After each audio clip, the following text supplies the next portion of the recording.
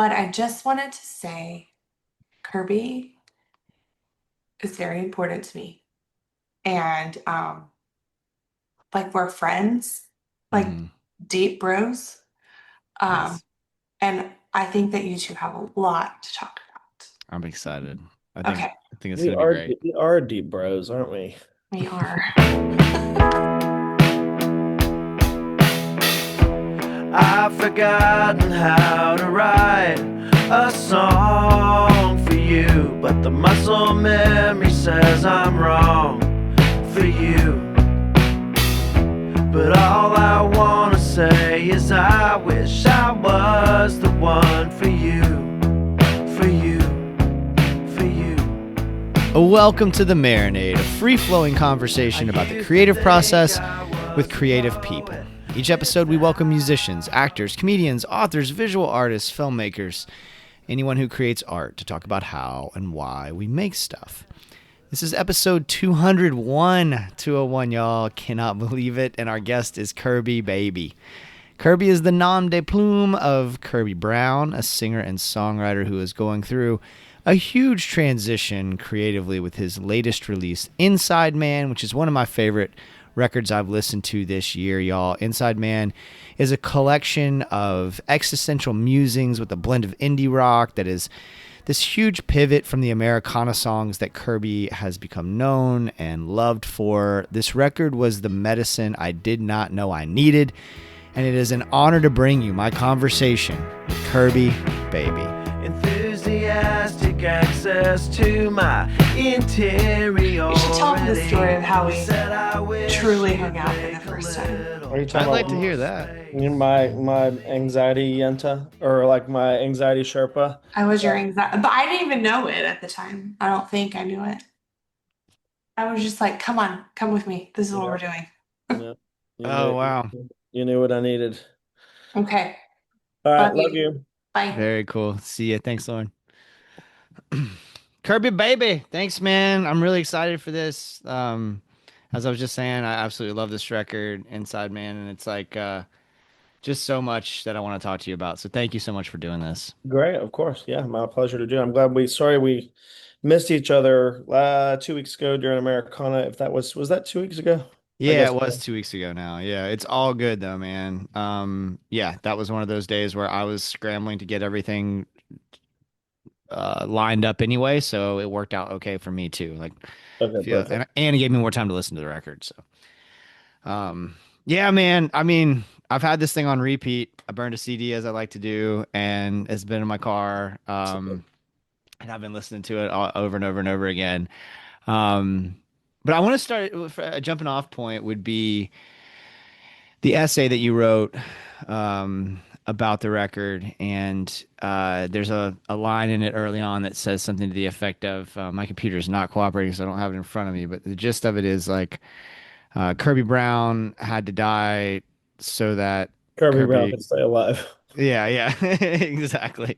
Can you talk about that specifically? Uh, I mean, yeah, yes. I guess a bit of the back. I mean, I wrote that essay for kind of our internal team and as just an exercise for myself in trying to put together some thoughts that give any sort of point of reference on kind of what this project is about, or why it is.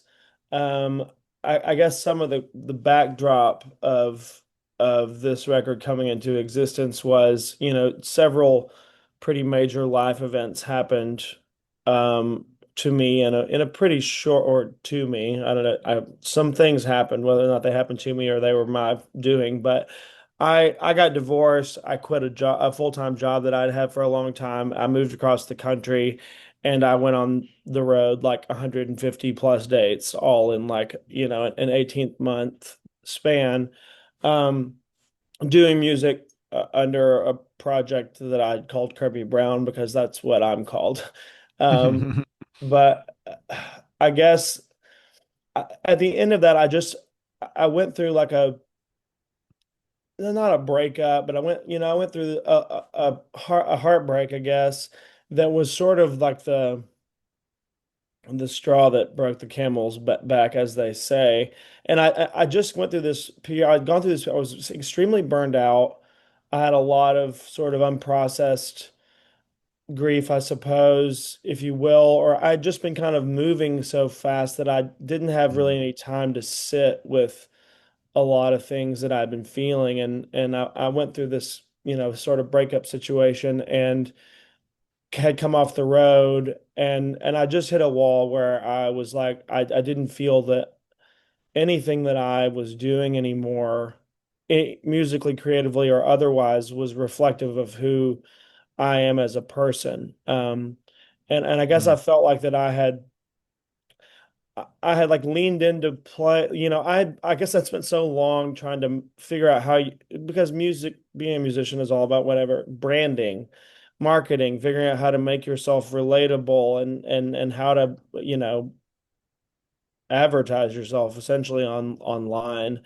Um, and there was a big part of me that had leaned really into this like folksy troubadour thing, Stetson hat and boots and Texas and that those are all pieces of who I am. But whatever the brand was that I built just kind of wasn't working anymore. It mm, wasn't working in a way that felt true to who I am or where I was or what I was interested in. And again, yeah, it's like Kirby Brown TM, trademark. You kind of did have to die so that I wouldn't. I was I mm, got to a very, very dark, dark, dark, bad place. mm, And I had to just step away and say I'm not doing this anymore. mm, And again, yeah, I had no at that point I thought I was quitting music altogether as a pursuit. And there were moments when I was thinking about quitting way more consequential things than just music. mm. Uh, so that's a long answer to a short question. I apologize. Please don't apologize for such a thoughtful answer. I love it. I am grateful for it. So, what was it that, so, because I think as I'm processing the record, um, and listening to your old stuff, listening to the Kirby Brown stuff, and then that juxtaposed with the new record, um, it is so different. And I like the old stuff, but I Mhm. really like this. And this feels really good and in my wheelhouse sonically and thematically and lyrically. Um, although I'm a huge fan, anybody listening to this show knows I'm a huge fan of the Troubadour thing, Mhm. and dabble in it myself. But I'm interested in sort of like getting to that dark place and one, how you got out. I think that's instructive for a lot of us because I think I can relate in a lot of ways. How you got out of that dark place, but then also like what role the music played in you sort of getting out of there. Mhm. Yeah, I guess going to that dark place. And again, before I'm going to answer all of these in a very circumnavigating way. We'll Hmm. find our way to the answer to your question. Um, I, I am a, f- you know, I like some of the old music I made as well, but what the difference between what this record and this project are for me and what that was is that I feel like that I spent most of my time making music before keeping myself, the person Kirby, kind of out of the music in some ways. Or I was trying to like find a way to express myself or reach some place in myself in a triadic relationship where like I'm here at one point and how I really feel about things are here, but I was using symbols and characters and narrative fiction writing to try to find a way how I was feeling in the songs.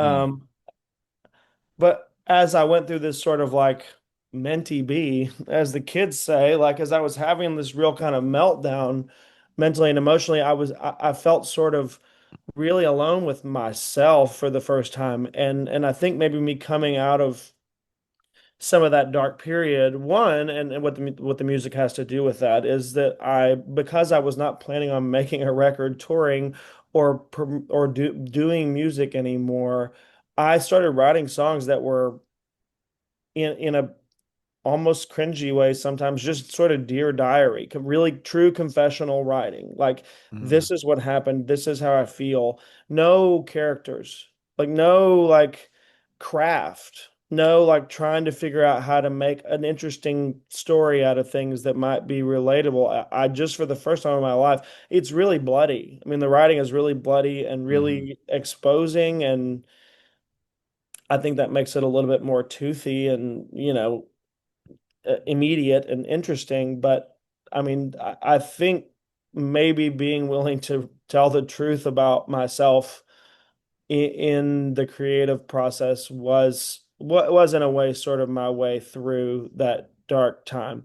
But I mean, the only other answer I have for how I got through that was that I just happened to have a lot of people who give a shit about me, mm, and who are maybe also personally invested in my success and well-being as a person. Like, mm, before we started this conversation we were on with Lauren, hmm who's acting as my publicist right now. Like, Lauren would call me every week. I had a lot of people that were just kind of getting this weird sense that they needed to call and check in, more than friends often call to check in, to catch up. I think I had a lot of people who were sensing that I was a little lost mm, in the sauce, and which I was. mm. But yeah, I can really only chalk up kind of going through that to one, me being willing to just tell the truth, and having people who were willing to,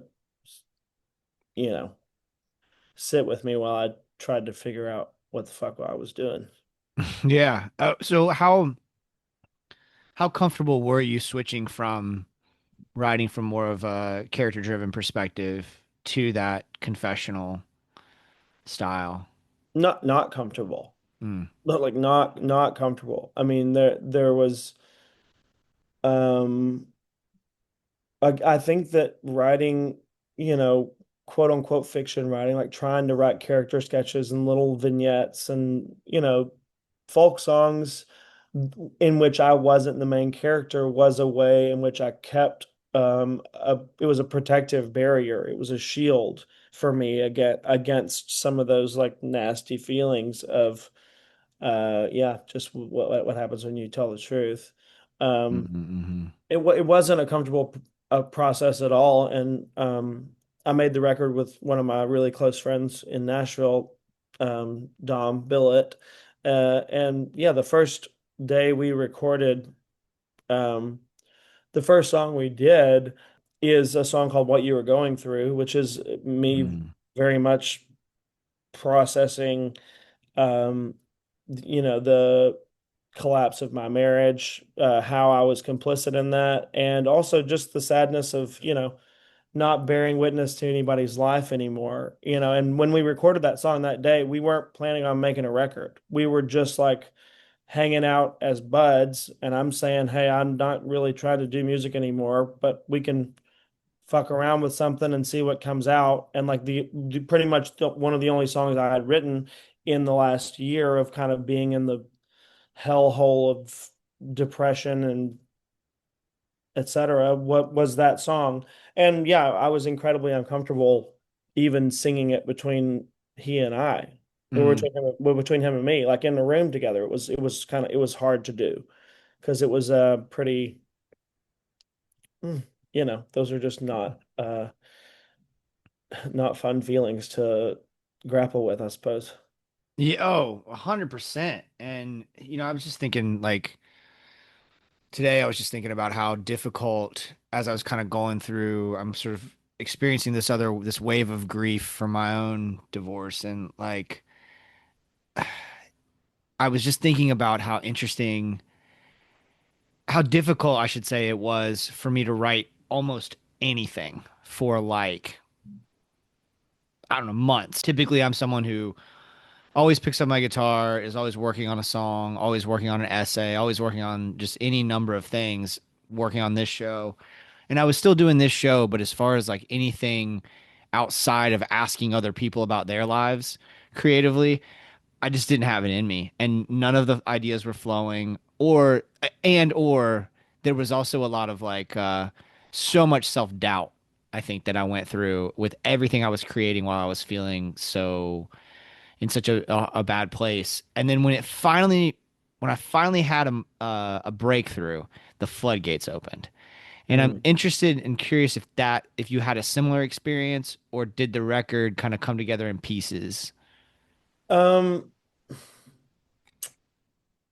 uh, it was more as a slow trickle than it was the floodgates opening, to use the aquatic metaphor.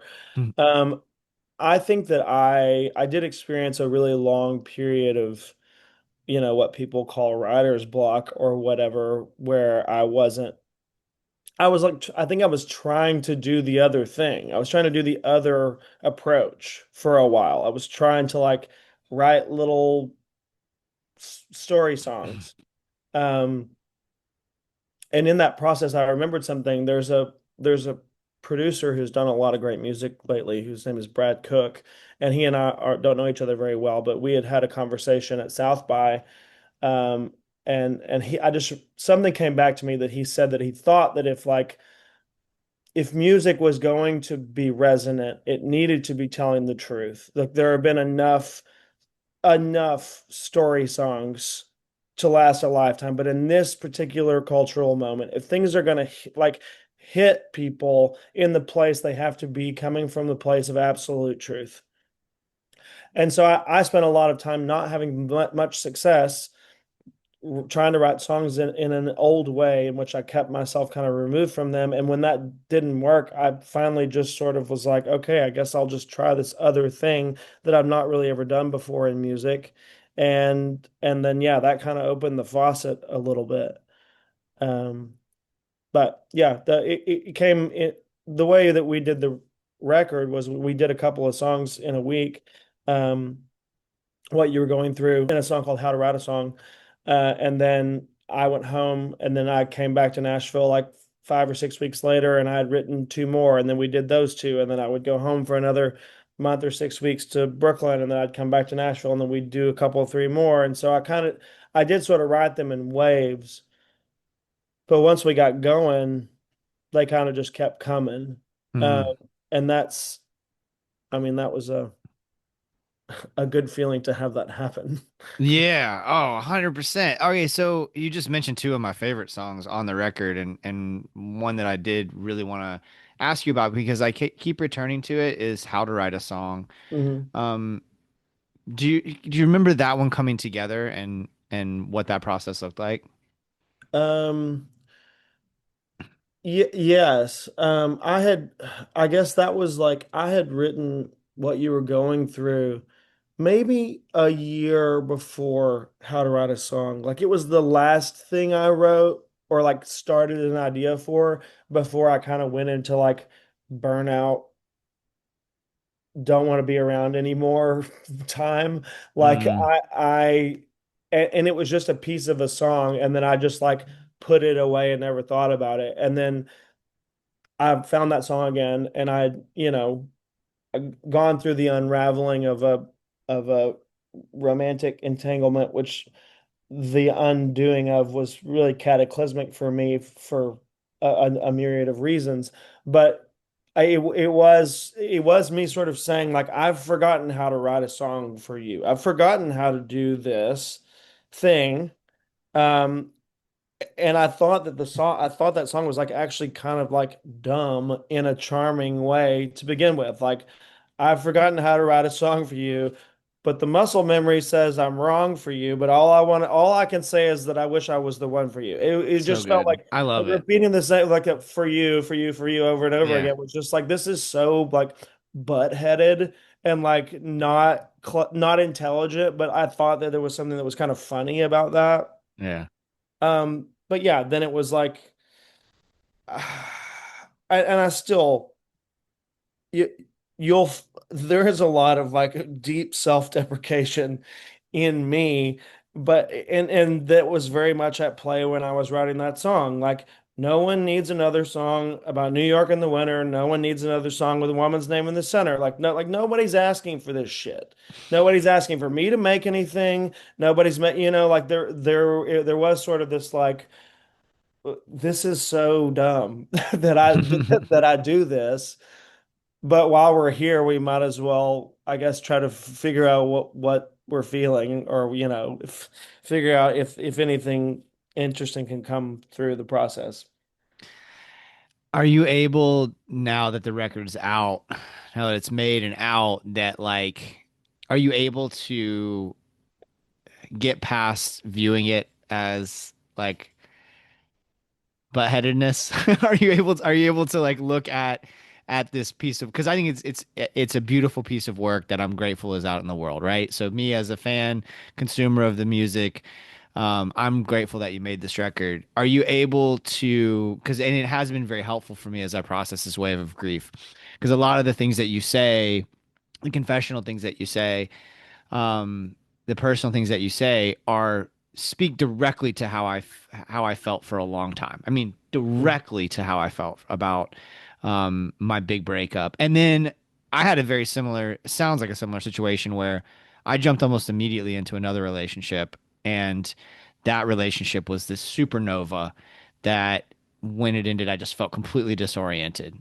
I went from 10 years with somebody to 5 months with somebody else, and they couldn't have been more different human beings, and they brought out different sides of me and showed me different parts of me. And so it took that yo-yo kind of thing was very difficult emotionally because it was just so fucking different. So I am curious, now that it's out there and you've said all these things and you've put it out there, whether you're able to look at it now and be like, no, it's not like people are asking for it, right? People do need it. Like, are you able to process it in that way?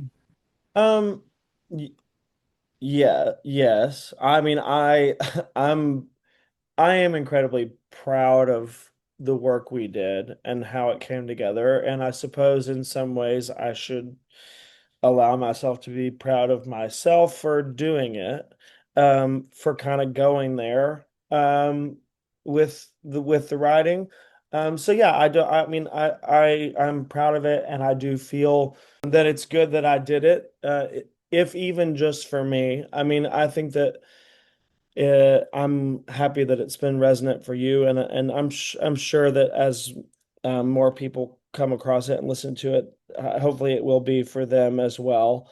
Um, I am, a lot of people were asking me before the record came out, like the week of, because I was in Nashville during Americana Fest, and people were like, "Oh, release day on Friday. Are you so excited, or are you so nervous? Are you so whatever?" And I was sort of like, "I'm not letting myself feel shit about this thing."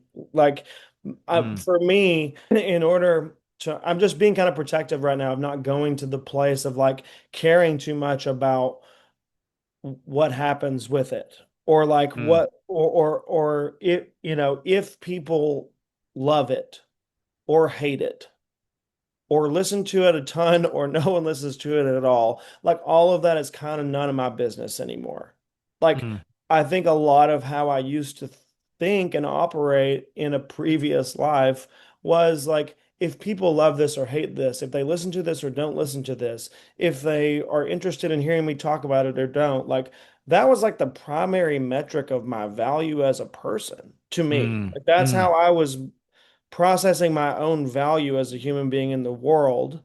And I don't want to go back to feel thinking that way anymore. For me, it's like, I'm really proud of the work. I'm really proud that we did it, and the rest I kind of just have to like let not be my concern. When did that shift happen? That's a hugely mature and envious position to be in, that you're so detached from the outcome. Well, I mean that a lot of this, the kind of like the dark ages, the whatever that kind of super downer time I went through was a lot of what I was thinking about as I'm starting to tell people like I'm not going to do music anymore, was a lot of it was about really being kind of embarrassed about my own ego at play Mm, and how much ego is at play in deciding that anyone should give a flying fuck about the songs you write or about coming to your shows or buying your shit. Like I was so wrapped up in like there was so much, whatever the double-edged sword or the very thin veil between like egotism and absolute insecurity are. Like I mm, just was riding that line so hard for so long. And maybe there's some sort of fucking weird redneck zen in it, but I just don't I I can't do it anymore. I just can't let myself care too much mm, about what happens with the stuff I make. Like I started making this record because it was a form of catharsis and it was a way of like hanging out with one of my good friends and having fun together. Like writing the songs was maybe a little hard, but like making the record was a whole lot of fun and it was a part of this process of like letting some stuff out. Um, but that's just got to be the point. I think that's got to be the point for me if I'm mm. going to do it. I can't let it be quote unquote making it. I can't have any more, I can't hang my hat on delusions of grandeur about what's going to happen with stuff that I make.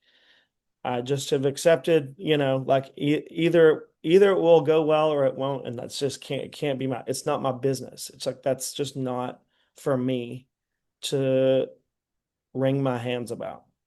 Has it like reinvigorated your appreciation or love for making music at all, having gone through this gone in this different direction and rethought the entire process? Like, are you fired up in any way about it? I mean, yeah, it's been everything has been really fun, and I like I've had the opportunity this summer to play Newport Folk Festival, which is like something I So cool. wanted to do since I was a teenager, like a little Dylan head, Yeah, yeah. and and to do a few cool shows and like get my friends together and play rock shows like when I was a kid. Like that's, that used to be the point, right? Like that was the point was getting your buds together and having fun and like playing loud. That was like that's what I used to care about. And Yeah. so getting to check back in with this, like, I mean, Kirby Baby is a very cheeky name for a project, but there is a sort of childlikeness that I'm trying to stay in touch with Mm. there. Like there's a bit of making fun of myself in there as well, but like I feel very reinvigorated because the point right now is just to do stuff that's fun with my friends and hopefully be able to continue to be honest about whatever's going on in here at the same time, and maybe that'll be interesting. That's awesome, man. So when you're in the studio and you're having fun with this record and you're going in this very different direction, not only from sort of a narrative approach or whatever, but also sonically. I mean, it just sounds a lot different than your other work. Um, what did that process look like in terms of making those sonic choices? Yeah, I think that the songs themselves, because when I wrote these, I was in this apartment in Brooklyn, sitting in that window over there, chain smoking and feeling sorry for myself for months on end. I mean, the songs themselves, but they were all just voice memos, recorded on an iPhone with one guitar, and kind of like what they asked for, I guess, was just a different treatment than I guess whatever I had done in the past. They obviously weren't like country songs and they weren't folk songs, but I think they were a lot more reflective of the things that I listened to whenever I was in high school. Like when I really started first like discovering bands. Um, so that I guess, when we first the first song we did, I remember Dom Billet, who produced the records, he and I played everything together, and the first thing he said was that it reminded me of David Bazan, Mm. and Pedro the Lion was like one of my favorite bands whenever I was, a junior in high school. Like and then we started talking about like how a lot of these songs just reminding us of other stuff that was again way more true to like a more wholesale view of my taste over the course of a lifetime. So then we just kind of like leaned into that. I mean, a lot of it, sorry, New York City. I Um, can't hear it. oh, there was a car honking in the background. Yeah. Yeah, I guess the sort of not lo-fi, but not hi-fi, we were calling it mid-fi approach, the sort of like bedroomy, Yeah. we made the record in a converted garage on, a bunch of old gear and shitty PV amps and like that sort of ethos seemed to be what the songs wanted. Mm. Um, so yeah, that I guess the sonic palette kind of just came organically. That Um, makes a lot of sense. I mean, I think about like I'm a big fan of Centromatic and everything Will Johnson's ever touched, and I think there are like it's not necessarily in that vein, but there is a lot there that kind of feels similar to me mhm, in your record to some of those. And Pedro the Line makes a ton of sense too. mhm, But I absolutely love that you went that direction. Um, and it's always interesting to me to when somebody has a kind of very distinct sound because like your other stuff has a very distinct sound to it, and then mhm, for you to go in that much of a different direction, like I really salute making a choice like that, and then for it to come out so beautifully is also mhm. really exciting. Well, thank you. Yeah. Um, you talked earlier just about like how fortunate you were to have so many great people in your life who cared about you and were checking on you when you were in this dark moment.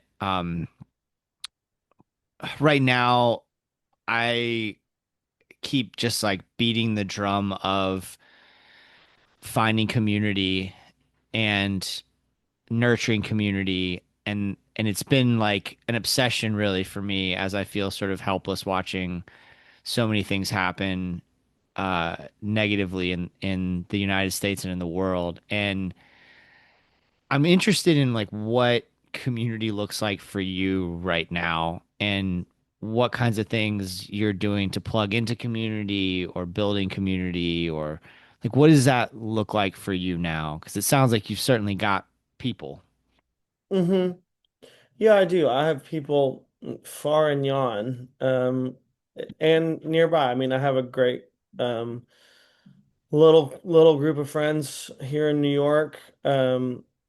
And but two of my best friends here both also used to be in bands and do music full time, and also people who stepped away. So when I moved back to New York and I'm like thinking about quitting music, it was really nice to have friends who had pursued the music thing for a long time and then changed gears themselves.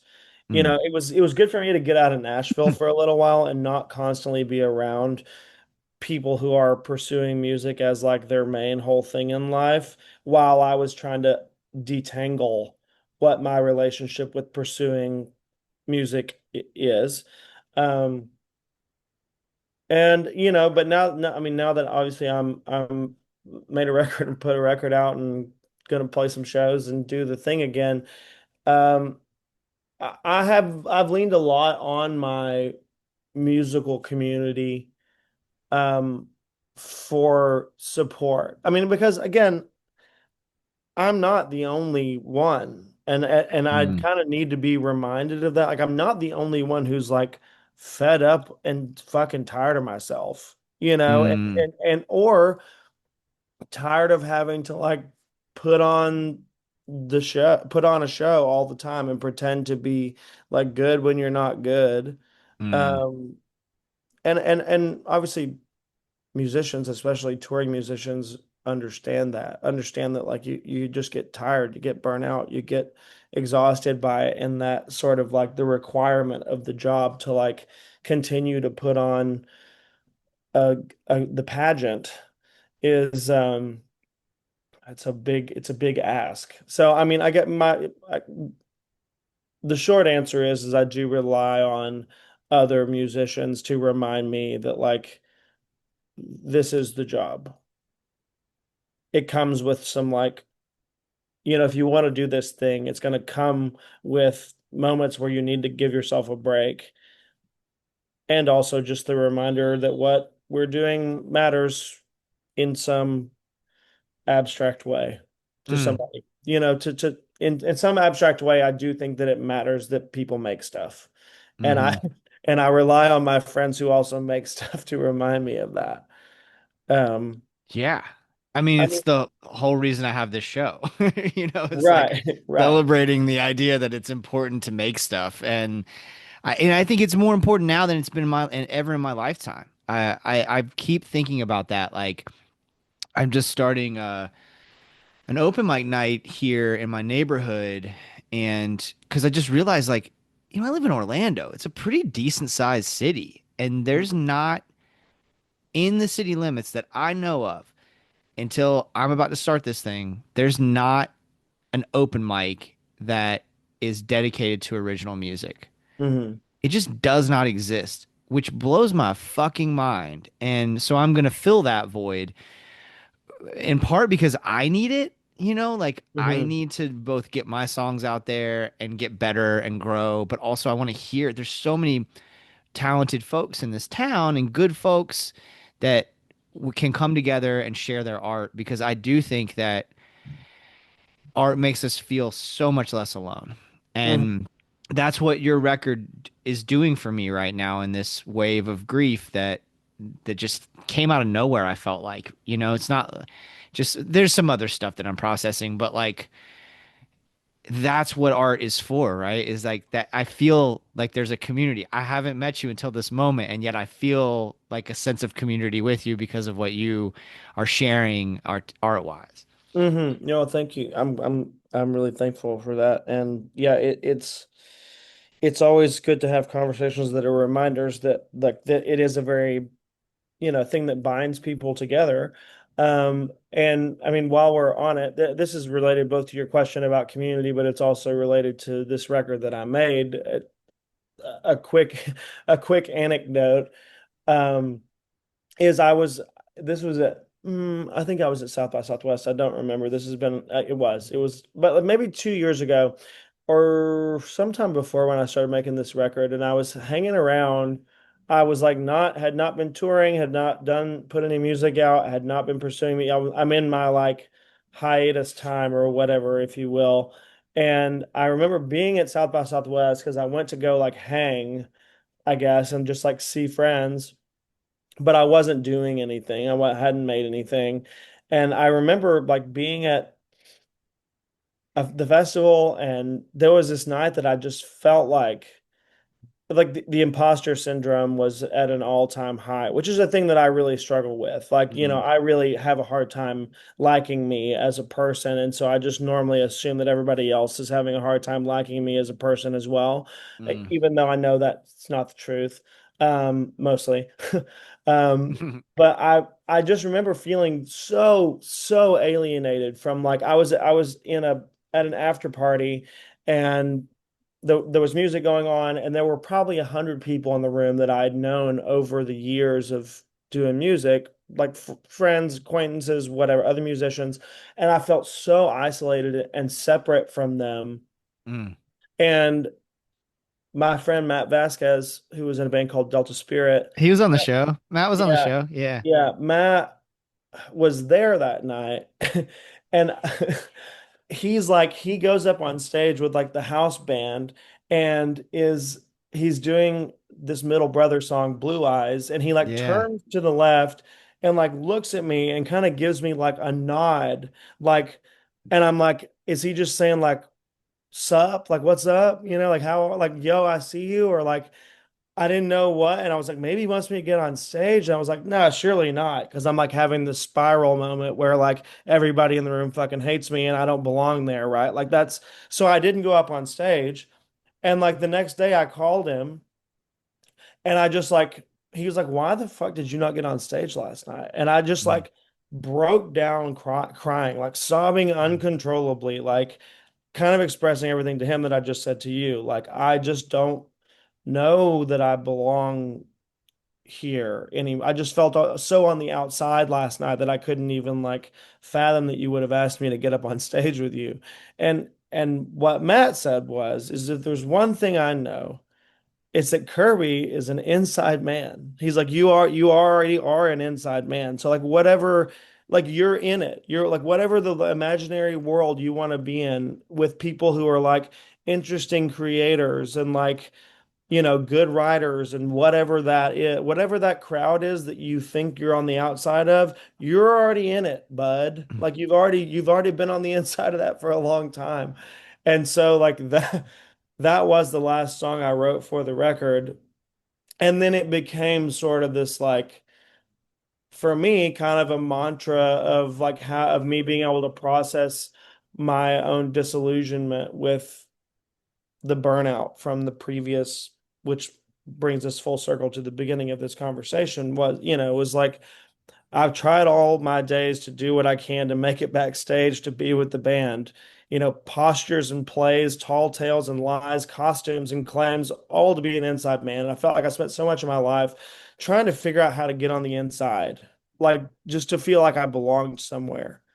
Um, and that probably comes from having the shit kicked out of me in high school and whatever. Like, we'll Mm. save that conversation for my therapist. But like, it, Matt is like a member of my community who was saying, "You're in the community. Mm. Hmm. You already won." Yeah. Like it, and that I guess is.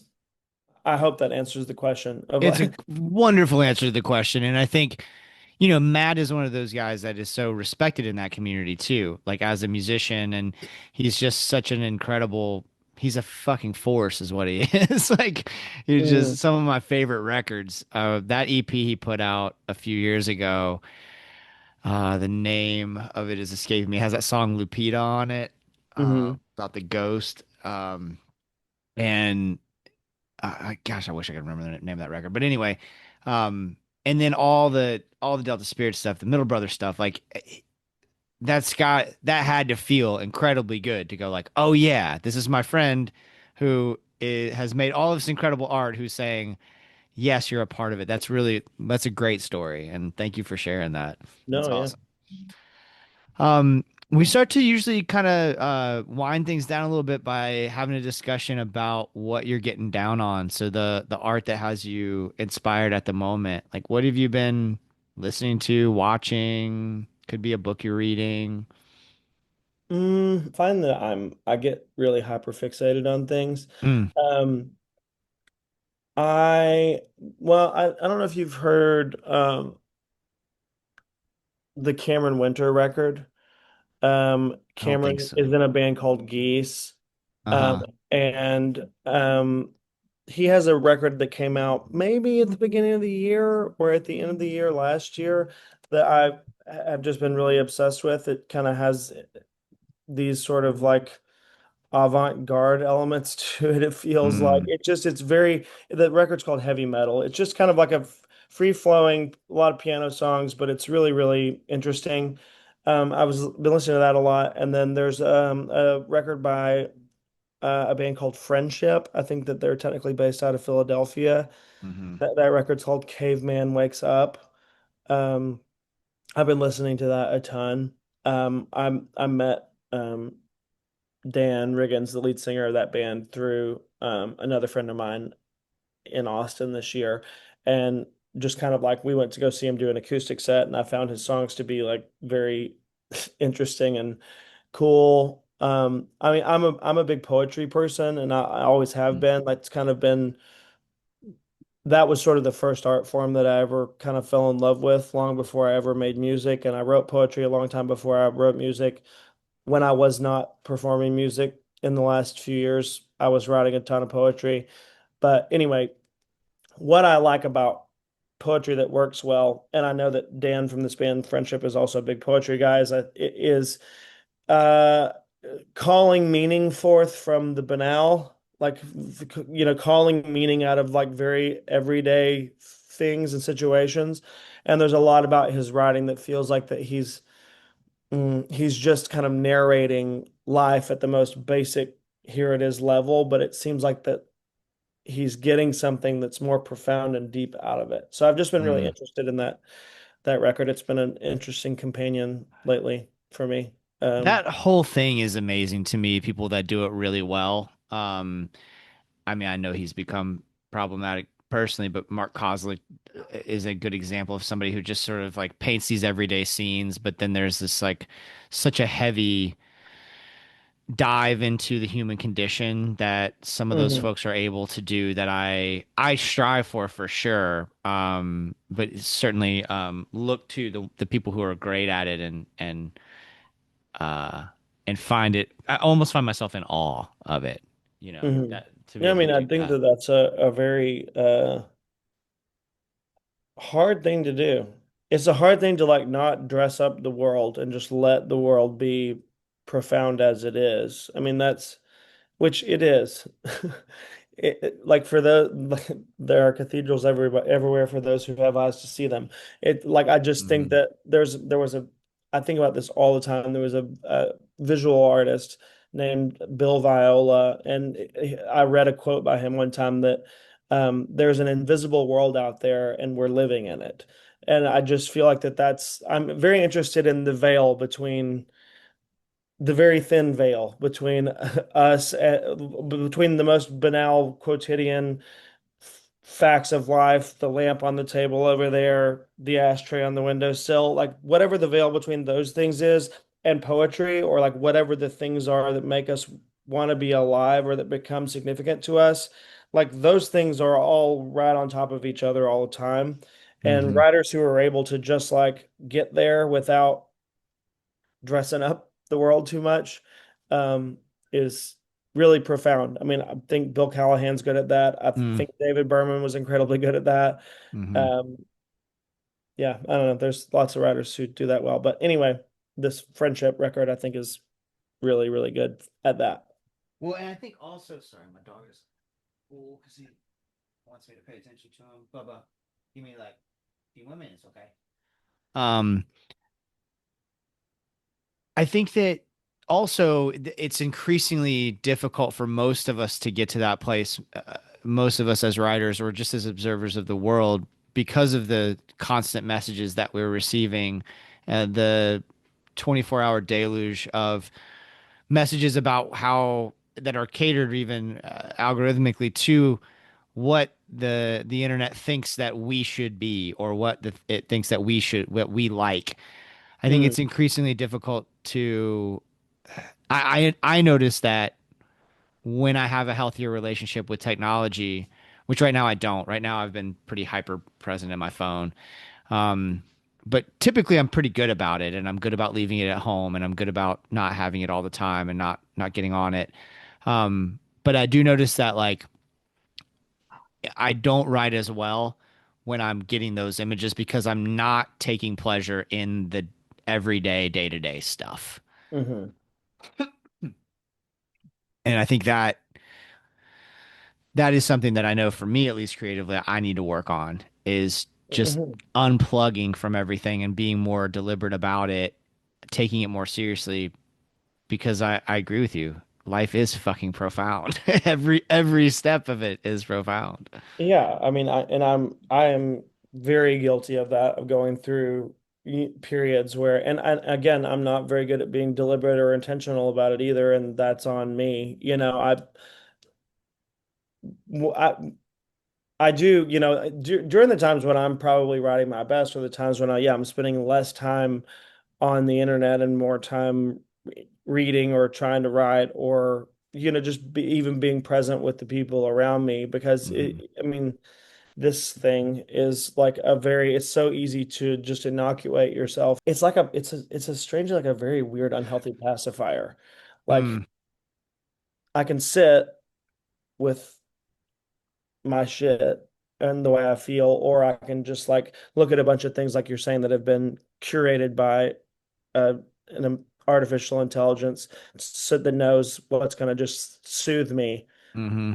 in whatever an immediate soothing, but I think that there's a probably a deeper damage being done. Yeah. But again, I'm not being very good about being intentional about not sucking on the passy myself. Yeah, well, I hope this conversation inspires somebody, and by somebody I mean me, to get back to being more intentional. In fact, And I me think too. I will. Like, we're gonna go. I'm gonna take the dog for a walk here in a minute, and I definitely I'm good about that. Like, I'll leave the phone at home there. But I went through a period of time where, like, about a year ago, I was really good about just I would leave it at home when I went to work. I'm a Mhm. school teacher, and um, I noticed that I was a better teacher. I was much more present in the moment. I felt better about my work when I didn't Mhm. have my phone on me. And lately, I've been bringing it with me, but there's no reason. I mean, I never miss anything when I do leave it at home. So I think that it is time that I get back on that train and Mhm. detach because I know it's good for me. Man, this has been an absolute pleasure. Thank you so much. Your record is wonderful. I'm so glad that you found your way out of that darkness and that you didn't give up on music and that you're still making records. And I'm just really excited for folks who haven't heard this to hear it. I know I've been doing my best to promote it online as much as I can, and I'll continue to do so. And I'm really excited for folks to hear this conversation. So thank you so Well, much. yeah, thanks so much for your time, Jason. I really enjoyed it. Awesome. Thanks, man. Have a great night. Yeah, talk to you All soon. right, bud. All right, cheers. Later. Kirby Baby, y'all. Thank you so much, Kirby. It's KirbyBaby.com for all things Kirby Baby. The song you're hearing in this episode is How to Write a Song from Kirby's excellent record, Inside Man. MarinadePodcast.com for all things the Marinade. Follow us on all the socials. We're even back on Facebook, y'all, and I'm having a good time with it. Subscribe and give us a 5-star rating on your podcast app. Tell a friend about the show. These are all free ways to support the Marinade. Go do that while you're listening, please. It makes a huge difference for us and costs so little of your time and energy. 8 years of this thing, y'all. Thank you. Thank you, thank you, thank you. Over 200 episodes, 8 years, and just continuing to build. It's almost overwhelming in the best way. I've also got my show Life's Greatest Hits. Follow that on Instagram. It's with my dear friend Jordan Foley. We're 13 episodes deep, y'all. Our latest one is about Planning by the Signs by S.G. Goodman, one of my favorite records of the year 2025. Check it out, y'all. If you really like what we're doing here on this Marinade thing, consider joining our Patreon. Just $2 a month, y'all. You get access to Patreon exclusive content like our show Jason's Journey, where I talk about the moments that shape my creative life and provide a window into the process of making the Marinade. You can try a free trial. Just try it. Set a reminder on your phone to cancel 7 days later and keep going if you dig it. A lot of folks do that. They try it out and then they enjoy being there and like supporting the show. And just thankful to everybody that does that.